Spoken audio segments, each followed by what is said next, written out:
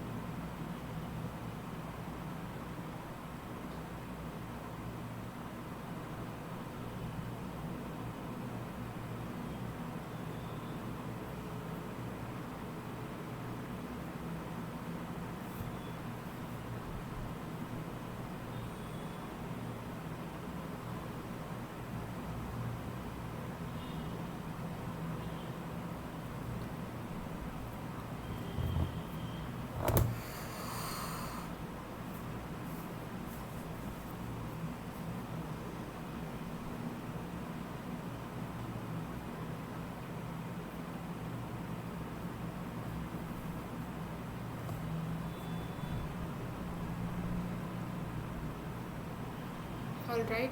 I'm not sure who will be joining. So, anyway, I think I'm going to start. So, if anyone watches the recording, they can probably get an idea of the questions. So, hi everyone, I'm Chiti and I'm your course TA for this course in Wildlife Ecology. And we are now in week 11, which is almost towards the end of this. So, today's lecture is on applied ecology, which basically tries to sum up all that we are trying to do in ecology. So, we study ecology for various different reasons, but I think most of us are interested in how it can be applied and how application oriented the subject can be. So, this particular section of ecology focuses on how we can sustainably maximize on whatever is found in our ecosystem, ways in which we can control any kinds of pests, and also focuses on the how we can manage pollution, and also briefly covers some part of restoration ecology. Right, so I think I'm going to bring up the first slide and leave it on for a while. Let's see if others join in. Fine. I'm going to wait for another 2 minutes to see how this goes.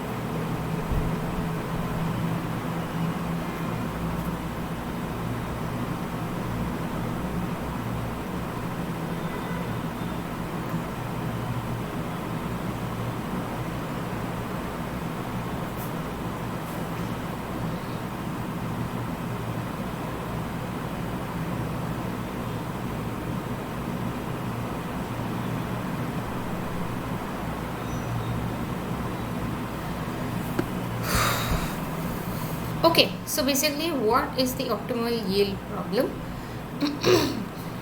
So it's, I guess, a little bit difficult to explain without a image. So let me probably just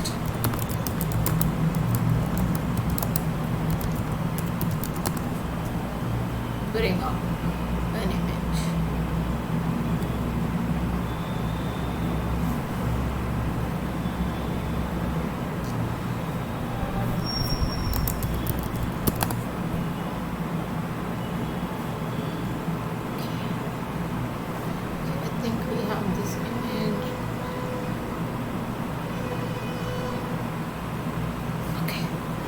So, this particular image talks about the optimal yield problem, and what this actually focuses on is we utilize resources from the environment at a very rapid rate.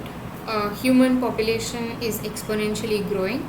Because the human population is exponentially growing, the demands to sustain this population needs to be met by resources that are available in our ecosystem. Now there are various kinds of resources that humans consume. One is plant matter, one can be animal matter as well.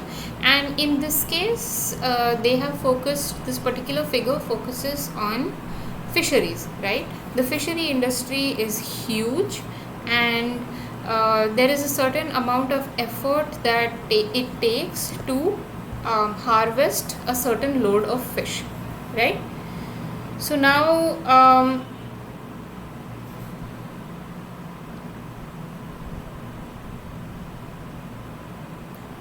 if you look at this graph, you can see that the x-axis actually has fishing effort, which is number of boat days spent fishing.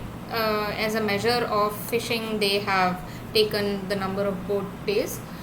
And on the y-axis, we see sustainable catch. Sustainable catch is measured in tons per year, right? So now when you have your fishing effort, that is, let me just bring up a pointer, probably that would be better. So when you have fishing effort increasing till a particular point, you have a point where you have underutilization, right? So the amount of resource that is available in the ecosystem is X, and you are consuming only a certain amount of it, right? There is tons more left. After that, when you continue to fish more, you reach a point where you have fished enough, but there are still a few fish left. We'll come to this later. And then after this point, you are overfishing. When you are overfishing, what does exactly overfishing mean, right? Overfishing, as the name itself suggests, means that you are harvesting more than whatever is possible, right? So you are harvesting more number of fish than can, you're harvesting fish at such a pace that they can't be sustainably managed in the ecosystem, because they have reached a point where they probably will not reproduce anymore.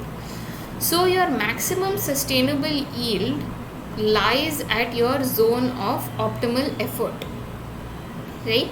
So you have X amount of fish that you have harvested, which is enough to sustain the current population, and you have left out a couple of individuals, left out an enough number of individuals that are enough to maintain a healthy population of the fish that is being harvested, right? So now the thing is, if we go overboard in fishing, we won't have any resources left, right? So we have to make sure that whatever we are trying to harvest, irrespective of whether it's fishing or any utilization of any resource, we are kind of focusing it where it should only be the maximum sustainable yield, right? So now what we are talking about next is the optimal, what was our first question? The optimal yield problem. So now the optimal yield problem is nothing but we are harvesting our produce unsustainably such that we are unable to ensure that there is enough resource left in the ecosystem. Has someone joined? Okay.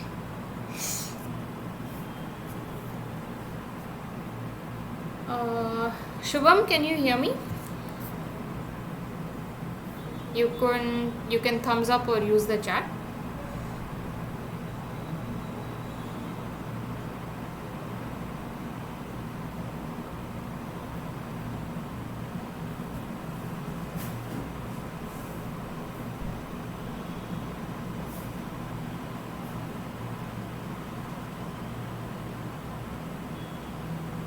Shubham, can you hear me?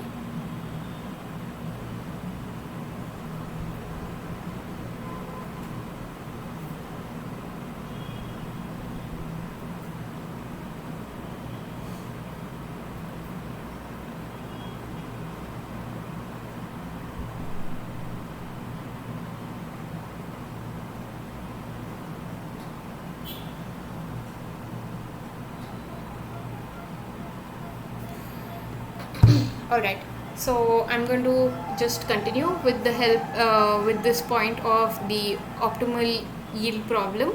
So basically, we're dealing with the sustainable harvest of resources out here. And just to cover this, as we talked earlier, we were talking about the fishery industry and how we are supposed to sustain our ecosystem with a maximum sustainable yield, right? So let's move on to the next question. The number of individuals added to a population from one generation is contributed by natality and emigration, emigration, or immigration and mortality. You can put your answers in the chat box.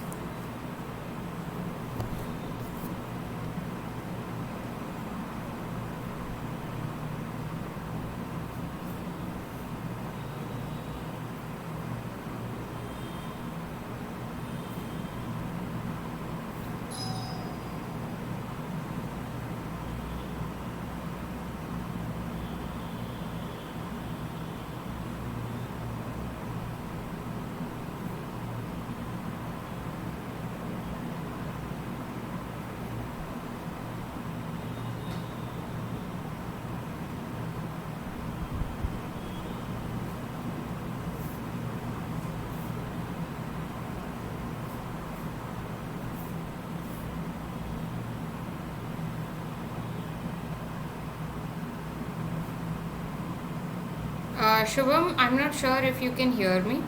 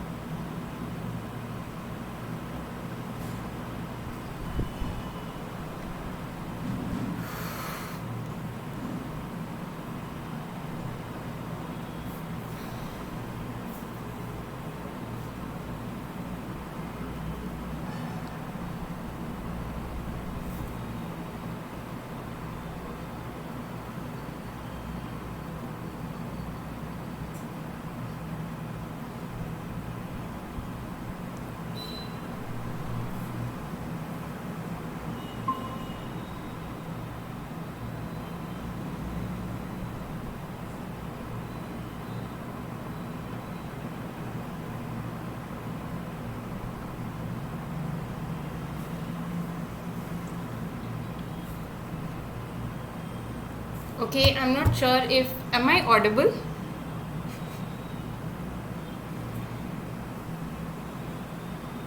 Okay, so does anyone have an answer for this?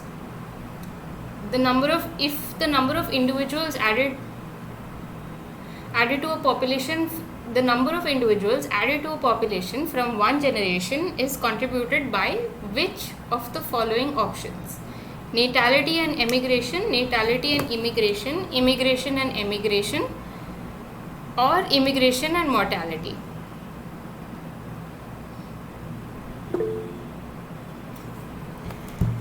Yes, Naman, do you have a doubt?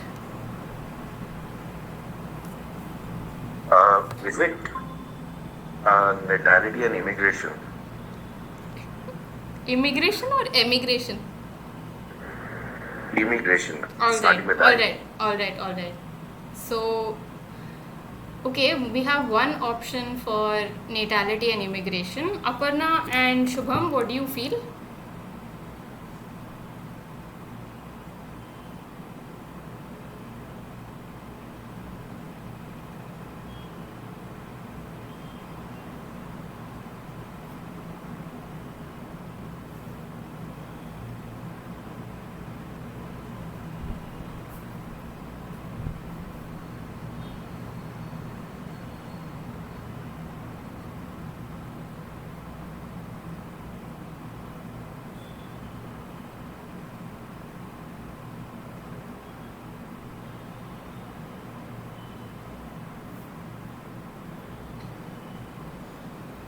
Aparna and Shubham.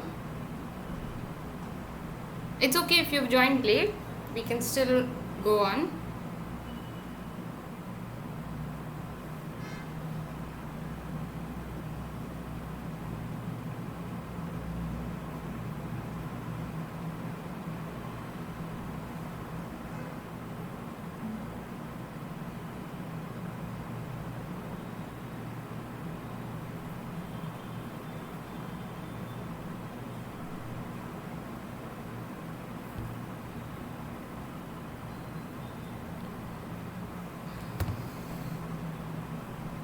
Alright, so yes, the right answer is natality and immigration. Basically, natality means birth, the number of individuals that are born. Emigration means the number. So, I think all of you are familiar with the term of migration. But the fact of migration is that it can happen in two ways. One is when individuals enter a population, and one is when individuals leave a population, right? So immigration is when there is inflow of individuals into a population. Emigration is when individuals leave the population, right? And mortality, as you may know, is actually the number of individuals that die, right? So when the number of individuals added to a population can only be in two ways. One is when new individuals are born, and one when individuals move into the population. Alright, so let's go to the next part. If Shubham Shekhar is still on the call and wants to know, I'm just going to go over this graph again, which I already did in the first half. Here we are basically talking about the maximum sustainable yield, which is basically here taken the example of fisheries, where we have fishing effort increasing in number of days or number of boats effort, and then you have sustainable catch. So the number of fish that you catch at this particular point, which is the maximum sustainable yield, is the zone of optimal effort, when you have caught enough fish to sustain the population, as well human population, as well as enough fish to maintain a healthy population of the fish resource itself. Below this you have underutilization, where you would not have harvested enough fish, and there are not enough individuals left, and there are several individuals left, but you have not fished enough to sustain the human population, because it is a very less yield.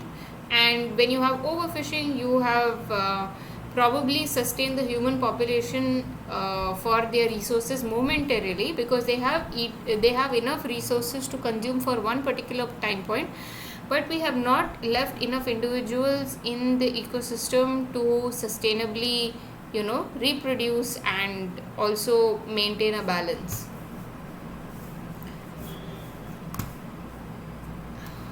My mouse is stuck. Alright, let's just go to the next question. So basically, this graph kind of denotes the number of whales killed in the world.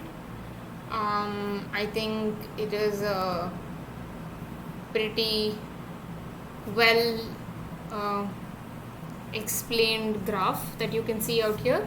So we have on the x-axis the number of years that are going forward, and then you have on the y-axis the number of individuals of whales that have been killed across these 115 years, right from the 1900s to 2015. And all these whale species are found in different places all over the world. You have the humpback whale, you have the blue whale, other species, sperm whale, bride's whale, right whale, sei whale, grey whale, fin whale, and mink whale, right? And all these individuals are distributed in different parts all over the world, where we have If you see this graph carefully, you can see that there are different peaks at different time points, and whaling kind of peaked in the 1960s. And whaling, like, there were about 80,000 individuals that were harvested or killed. This is the all whale species denoted in red. These are 80,000 species that were killed in the 1960s.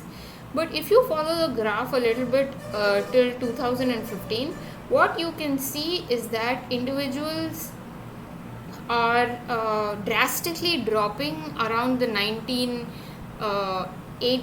right? At the 1980s, and just after the 1980s, by the 1990s, there is a huge depletion in the number of whales that have been harvested. And why is that? This is because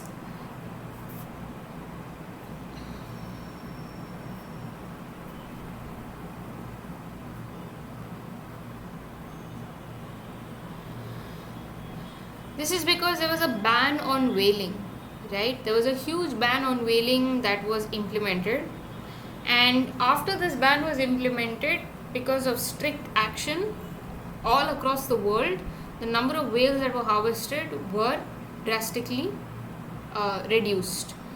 So I am not sure of the current population of whales in the world, but it is probably recovered to some extent, at least from the 1960s, over the past, well, it's about 60 years now.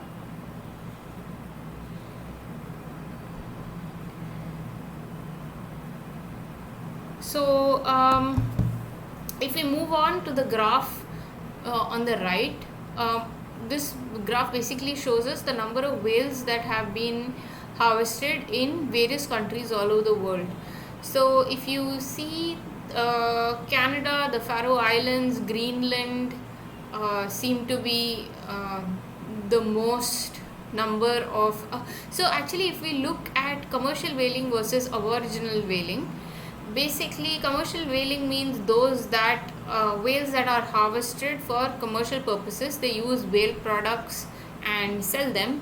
And aboriginal whaling is basically consisting of native people who harvest whales to sustain their livelihood. This is their original ancestral practice, and as a part of their culture and as a part of their livelihood, they harvest whales. So if you see, these are countries that probably have quite a large coastline in the, well, almost all of these except for Indonesia are in the northern hemisphere, and a huge percentage of whaling actually happens in this region. But if you look at areas like Japan, Iceland, South Korea and Norway, that is where commercial whaling happens, where whales are harvested for commercial products.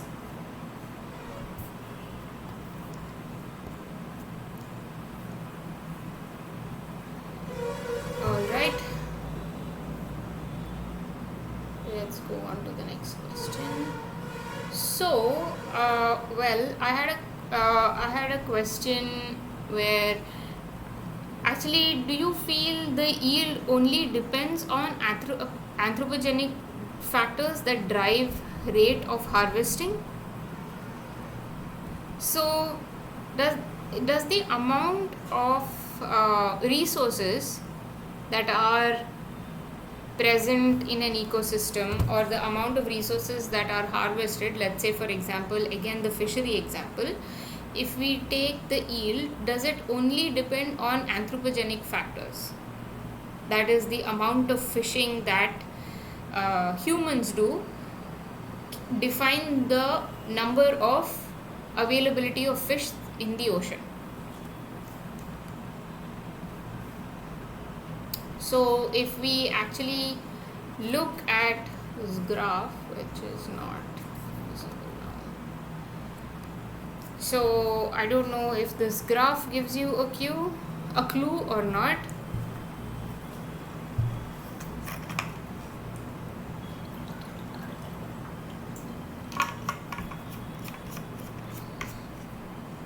But this basically tells us No, right?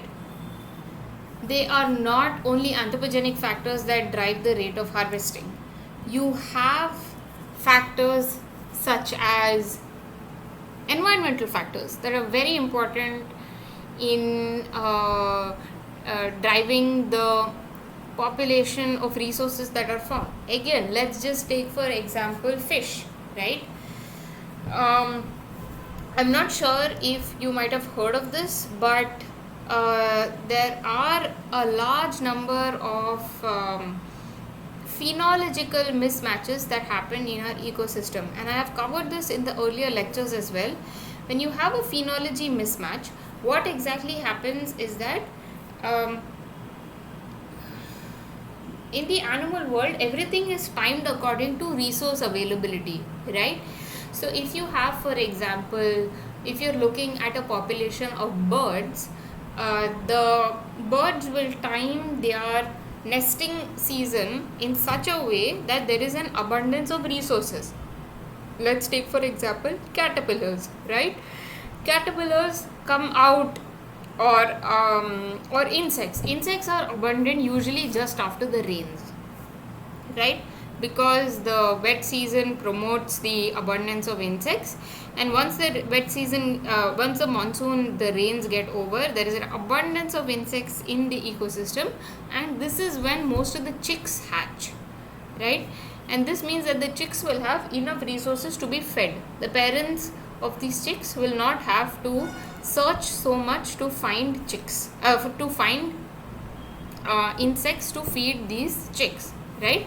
But now what happens? Due to climate change, there are a lot of changes in our ecosystem, starting with, I'm sure most of you might have seen that rains are happening at odd timings. When it's supposed to rain, it does not rain. Summers are too extreme, winters are too extreme. Some seasons that were supposed to be long are short, some seasons that were supposed to be short are long. So there is a huge climatic imbalance that affects the weather. So now if you look at the graph out here, what we see is time against abundance, and here we are focusing at your consumer and your resource, right? So your consumer is a fish larvae, but your zooplankton is actually the resource. So fish larvae are supposed to be present at a time when zooplankton availability is high, right? So if you look at these two curves, what you see is that at this point there is a huge match. A large number of fish larvae are able to be sustained by a large number of zooplankton that is available. But in the advent of a period when there is not enough zooplankton available, what we see when this particular zooplankton peak shifts, you will see the region of overlap is only this dark grey shaded area, right? So this means that there is a huge phenological mismatch where the consumer does not match with the availability or the peak of the resources, right?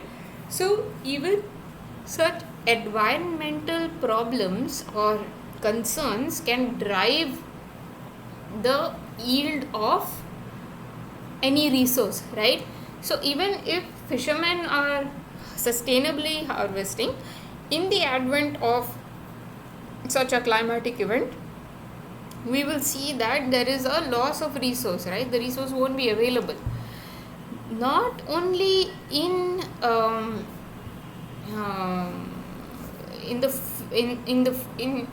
examples of fisheries, but even if you look at crops, right? So especially in an agrarian country like India, historically we have had a large tract of land that has been farmed, and most of these crops are grown only based on one thing, right? Based on the seasonality of the weather, right? So when rains come, you have these rabi crops, you have these kharif crops, etc., etc.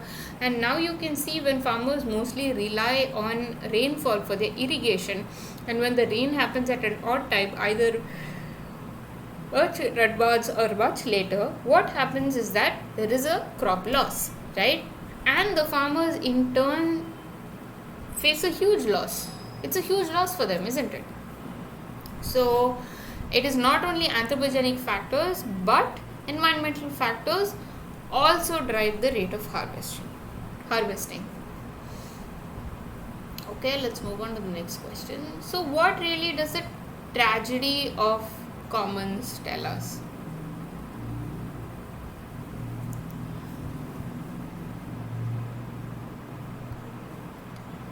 Anyone, any idea?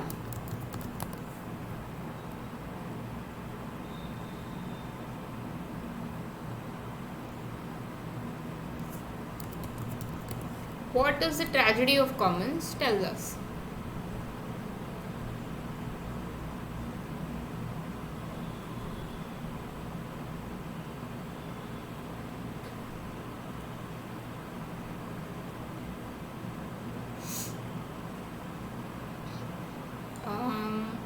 Sonam, are you on the call?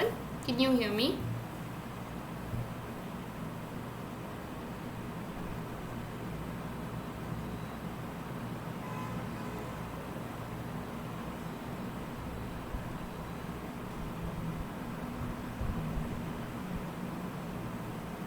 Yes? No?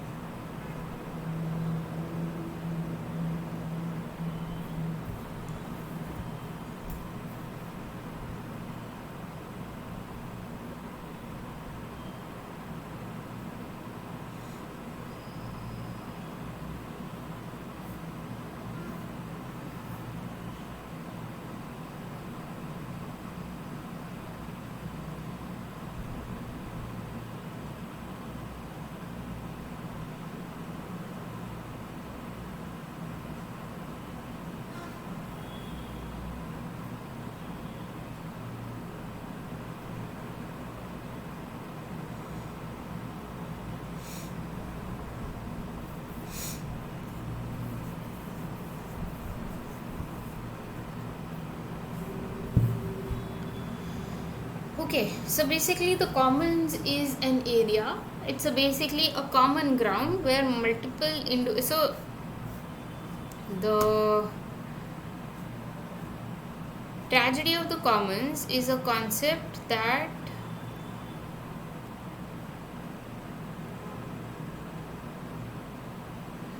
was proposed by a professor in biology known as Garrett Hardin, and he basically suggested that there is a common ground known as it's like a grassy, like let's imagine a huge grassy patch. It's called the commons, and in this grassy patch multiple individuals are allowed to graze their sheep, right? So it is a shared resource, and in this shared resource multiple individuals can graze their sheep. It is a fixed area, right? So if like for example, if like let's just look at only this area, if they have about 4 to 5 sheep, one per individual and 4 to 5 people, it works well, right? But then what happens when each of the owners of the sheep or each of the users wants to increase the use of the commons beyond its carrying capacity, the commons become degraded, and the cost of degradation is ensured by all users, right? So if I have 10 sheep, if you have 10 sheep, and if someone else has 10 sheep, all in that small area, we have about 30 sheep, right? So our benefit is that we, instead of one sheep, we have 9 more sheep, but because of it has reached its carrying capacity, what will happen is that there will be some detrimental effects, but all the detrimental effects will be shared across multiple individuals, right? So one farmer himself is not going to bear the brunt of all of it. So people tend to use these benefits more, and what they do is that they start bringing in more number of sheep, right?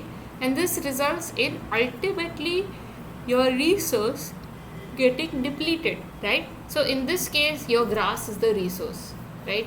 You have your grass, ultimately your grass gets depleted, and once the grass gets depleted, there is no possibility of grazing any kind of uh, uh, livestock in that area, right? So unless environmental costs are accounted for and addressed in land use practices, eventually the land will be unable to support the activity, right? So this is the same as our example of the maximum yield problem that was covered in the previous slides. Alright, so when a pest is classified as uncontrolled, when is a pest classified as uncontrolled? When it damages 51% of a farmland, when it damages 51% of native forest, when it develops 5% of a farmland of high economic value, or when it damages 10% of 100% of any area. Any ideas?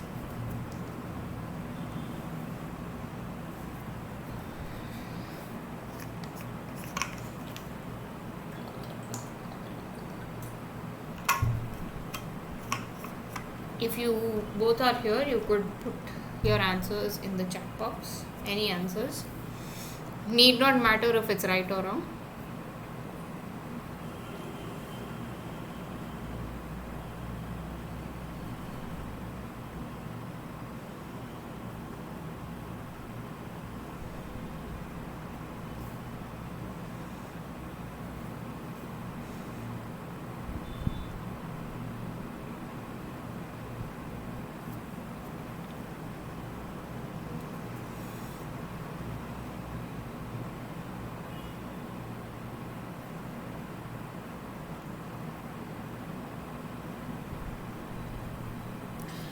The answer is D. Okay. So Sonam says the answer is D. Actually, it's not D. Let me eliminate that option for you. What would be your next answer?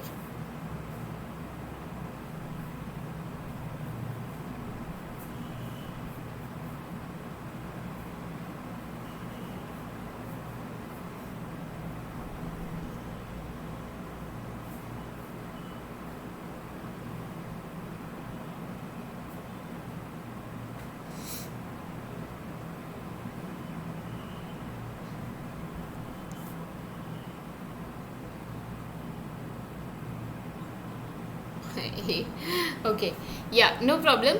So basically the answer is actually C, because here the keyword being economic value. So basically, if anything destroys anything that is not of any economic value, it is not defined as uncontrolled, right? It is still a pest, but it's not defined as uncontrolled, because, and it's so odd, right? Even 5% of a farmland, if it is coming under the influence of any pest, it is classified as an uncontrolled pest, right? Because if a pest destroys any other resource, it really doesn't matter, because of course it matters to the ecosystem, but it doesn't matter to humans because it has no economic value, right? Nobody is using it or nobody is eating it. That's why when out here they have mentioned farmland in particular. So when it destroys only 5% of a farmland of high economic value, it is classified as uncontrolled, right? I'm sure probably even if it's 51% of a farmland is lost due to pests, it also would fall under the uncontrolled category. But the bottommost point or the least amount of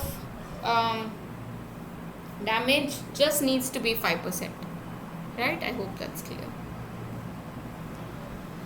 Okay, so how does the agricultural practice of crop rotation help in pest control, and what type of pest control does it fall under?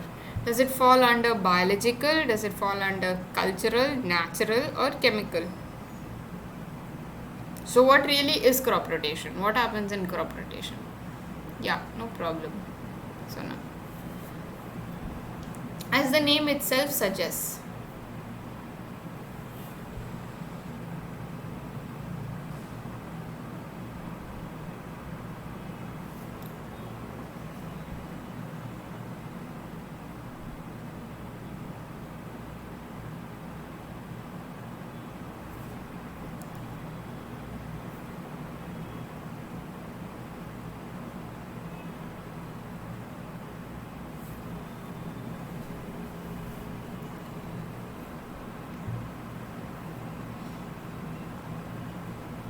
any idea what answer is C? Yeah, it is actually a natural method, that is correct. But it doesn't fall best under that category. It falls under a cultural method of pest control, because all places don't actually implement this kind of crop rotation.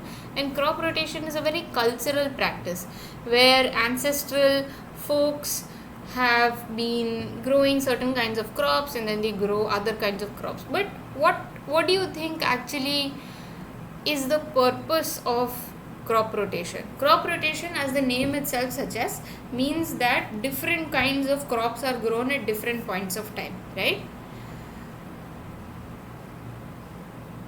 How do you think that is able to control pests?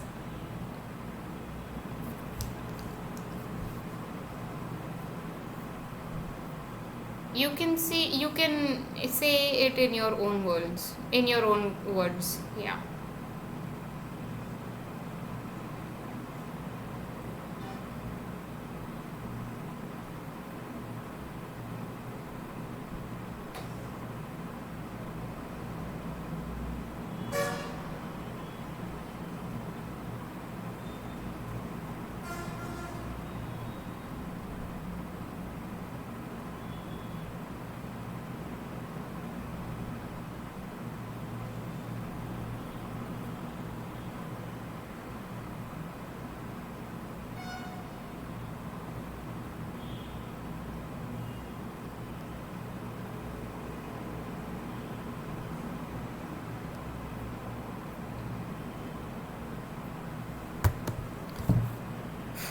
Okay, so basically, let me explain this to you.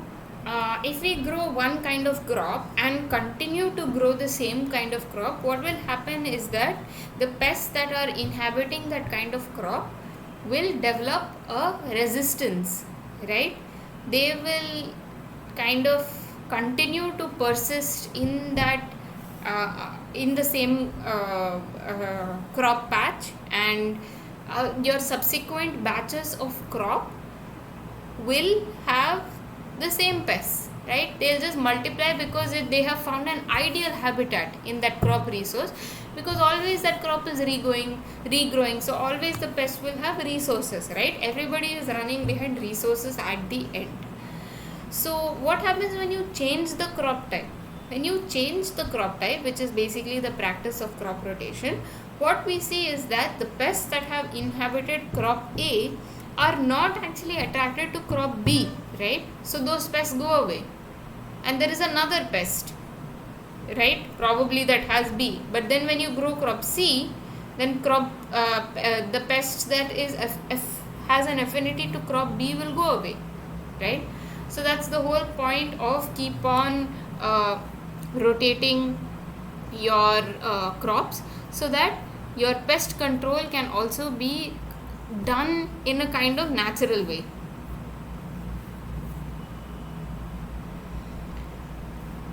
Alright, hope that makes sense. So volatile substances are used for trapping pests via attracting them to a trap. What are these volatile substances called?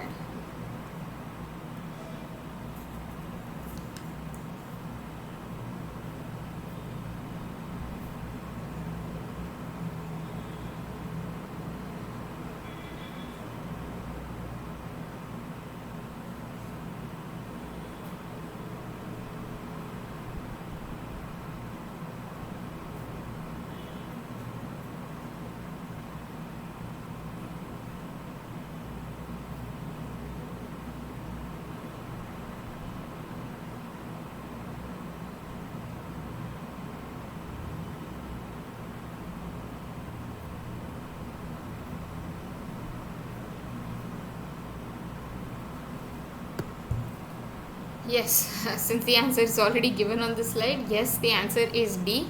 But what are the disadvantages of using pheromones? Any idea? What could be the possible uh, negative effects of using a natural way to repel pests?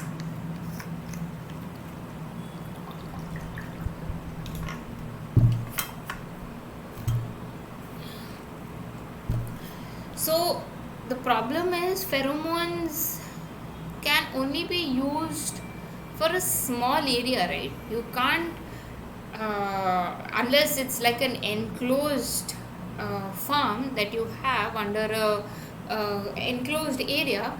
It's very difficult to have pheromones that are dispersed all over the crop, right? You'll have to have so many units of these diffuser diffusing agents, right?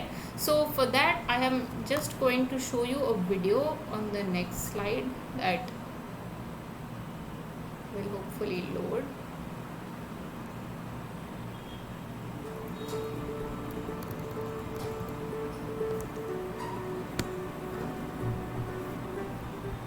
A pheromone is a natural chemical signal, and it's what insects use to communicate with each other. So once we know and isolate what that pheromone chemical is, we can target a specific pest. So for the example of the sex pheromone, if we know what that sex pheromone is, the female one, we place into a trap. Essentially the males think they're being sent a signal for mating, or essentially they're being attracted away from the females and actually into a trap. Once we know what this pheromone is and we characterize it, we then make it in a synthetic lab. I can be described as a maker of molecules. I've made hundreds of molecules over a few decades of experience. Pesticides themselves are needed tons to be applied per hectare. Where our pheromones differ, where they're very highly specific as an advantage, and how they're actually used in the field is only very small quantities. So we're looking at milligram quantities. So from that chemical pesticides, which we're using tons, the actual pheromones needed for that same area, you're only looking at grams. The process of making a pheromone is far more difficult than just sticking bits together. And most of our compounds are maybe up to 15 different transformations, and sometimes in quite low yield as well. But we are also interested in making tens of grams, hundreds of grams, and hopefully and eventually in the kilogram range. And we were able to see that there were these high value pheromones that aren't available on the markets, and we saw a real opportunity to get them out there and to be able to benefit the farmer and grower. So it was Shake that really helped us get going. So we went through initially an intense 3-4 month training program with them. So it's a way we can reduce our chemical inputs by using our pheromones, reduce the actual greenhouse gases that are being produced from chemical pesticides, and also reducing the on-farm fuel usage as well as the transportation. So our chemical pheromones are much more sustainable in that way.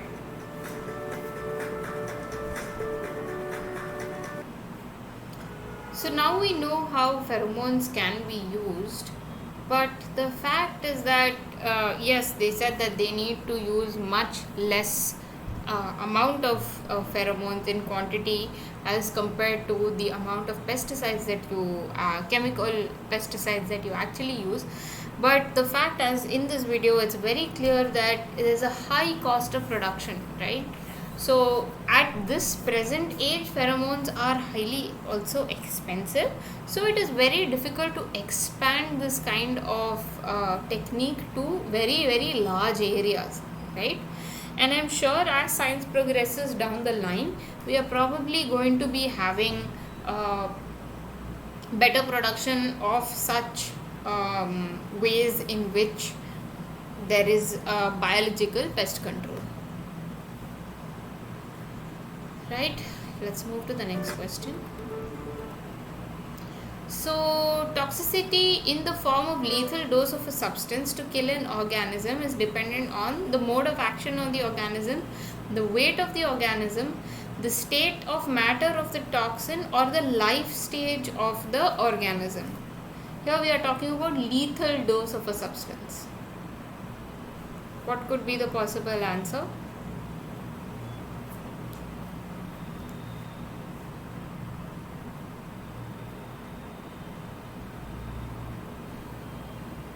C. Okay.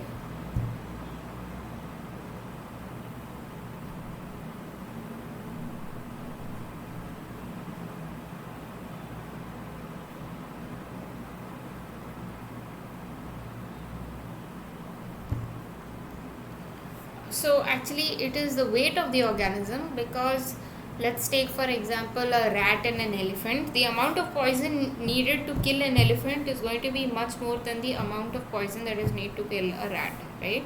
So the weight of the organism definitely matters a lot in this case. Alright. So considering the term biomagnification, which of the following statements is not true? Biomagnification and not true. An organism is unable to metabolize the toxin it has ingested. The toxin cannot be excreted from the organism due to low water solubility. The toxin affects only marine food chains. The concentration of toxin progressively increases across each trophic level. So what do you think is the right answer?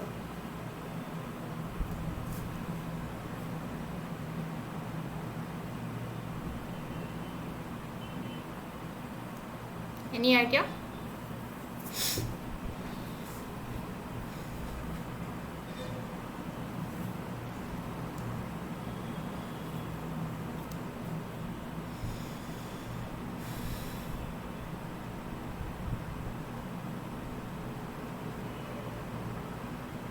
C. Yeah, Sonam, you are correct. So biomagnification basically is a term that defines when the amount of toxin increases across the along the trophic levels. So at the highest trophic level you are expected to find the highest concentration of toxin, right? And in this case the organism is unable to metabolize the toxin, that's why it keeps on accumulating, and also it cannot be excreted from the body due to its low water solubility. So that leaves us with the only option of marine food chains, which we know is not true, and biomagnification can happen anywhere. So the process of using microbes to convert toxic waste to lesser toxic or non-toxic compounds is known as detoxification, microantitoxin, bioconversion, or bioremediation.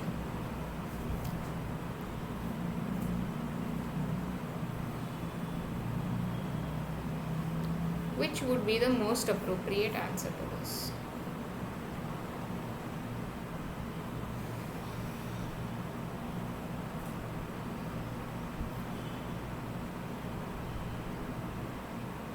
D, right? Yeah. So the correct answer is bioremediation, when we use microbial like microorganisms to break down toxic waste, right?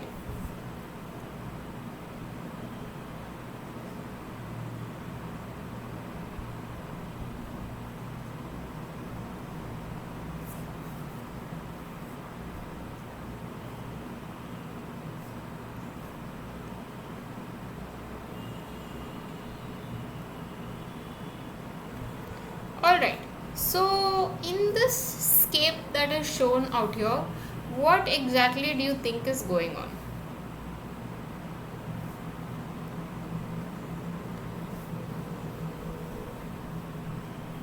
So this is the case of mining. What is mining?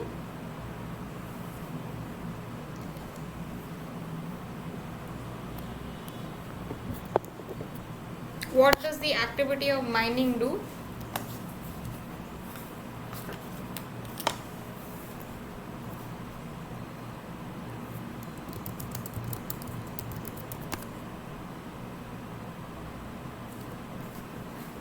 Extract coal and minerals, right? That's absolutely correct, Sonam. So basically in the activity of mining, what is exactly done is that we are digging through layers and layers of rock to retrieve certain minerals such as like coal or some ores or some kind of natural compressed elements, right?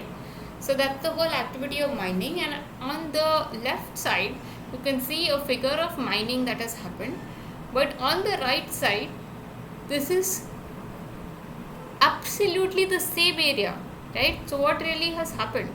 What does it look like it has happened?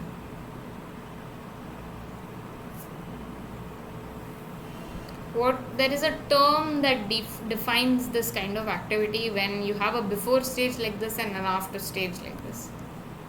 Any idea of what that term is called?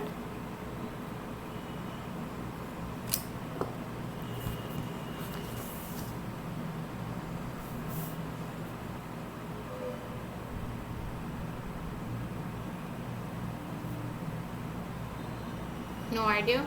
Okay. Have you heard of the term reclamation?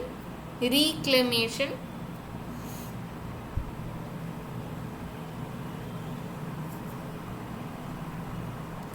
So basically, yeah, right? So reclamation basically means reclaiming some land that has been rendered as useless. So what mine reclamation does is that it creates useful landscapes that meet a variety of goals in the future, right? So here they have included a part of restoration of some productive ecosystems out here. I forgot what is the name of this particular area, but they have some municipal resources out here. They have some golf course kind of a landscape, and there is some housing facility, there is some recreation facilities.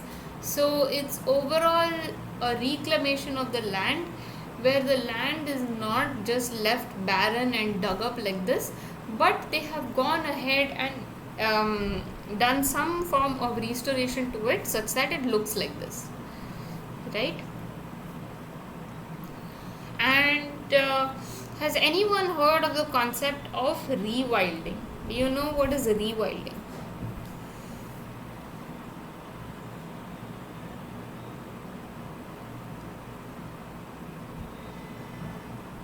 What could rewilding mean? The term itself.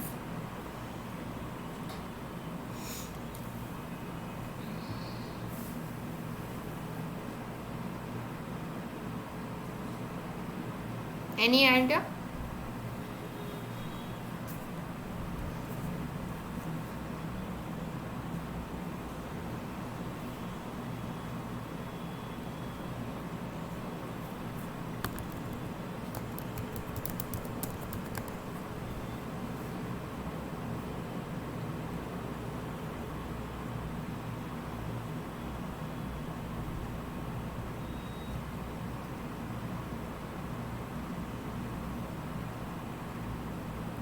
Restoring.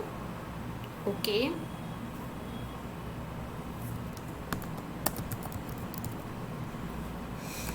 So it's a little different from restoring.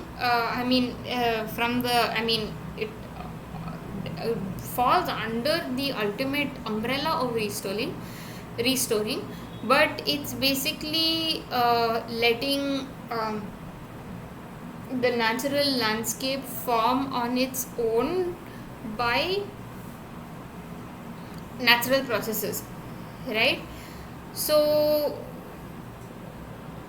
what rewilding aims to do is let nature take its own course of time to restore a particular habitat without too much human intervention, right? And one of the most classic examples is seen in the Yellowstone National Park. Have you heard of that example with the Yellowstone National Park and the wolves?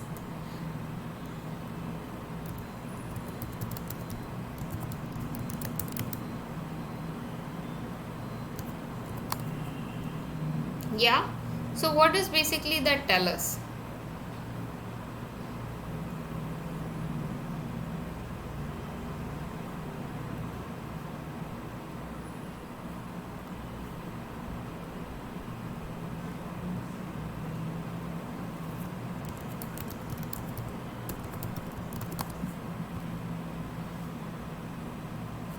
what does the example of wolves in the Yellowstone National Park actually tell us? Okay, so basically these are two examples. One is of wolves in Yellowstone National Park and the other is of beavers, right? Beavers in Europe. And both of these are considered to be keystone species, which are also known to be species that affect the ecosystem at a great level. So if you follow the story of rewilding in or the trophic cascade in the Yellowstone National Park, what you actually see is that with the reintroduction of wolves in the landscape, ultimately if you see that video, it also ultimately changes the course of rivers, right? So it is a huge effect of just one particular species, because this has a very downstream cascade, right?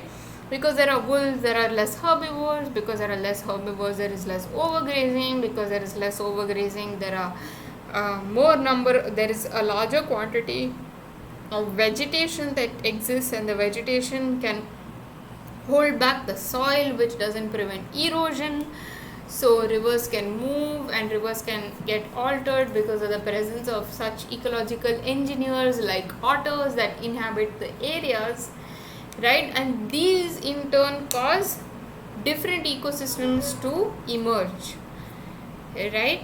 And so where rewilding was done in the UK, they basically reintroduced beavers in the UK because they were hunted to extinction because of the fur, and they have a natural secretion that is used in perfumes, and they had lost several thousands of beavers. But what they did was reintroduction, and the introduction of these native species to the land ultimately is leading to improving multiple aspects of the ecosystem itself, right? Because beavers are known to be ecological engineers. They build dams on these flowing rivers that holds back the water, and this creates an ecosystem for additional organisms to thrive in such areas, right? So that's all that I have for today. I was hoping that we would have more discussion, but that's fine. I hope everything is clear for this class.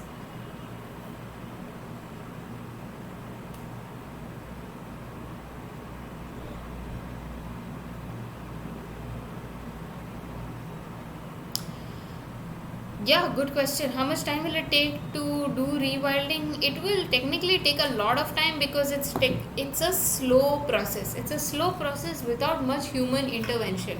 When you leave nature to take its course on itself, it takes more of a time, but it's probably more effective because it has less human interference.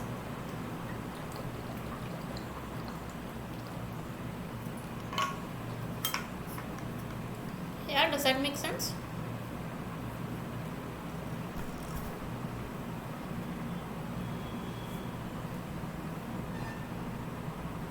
Alright. Well then, catch you next week. My classes are usually on Tuesday, so I'll be meeting you next week on Tuesday for a revision session. And thanks for joining in today, and thanks for interacting with me, Sonam. Yeah. Catch you next week. Alright. Bye.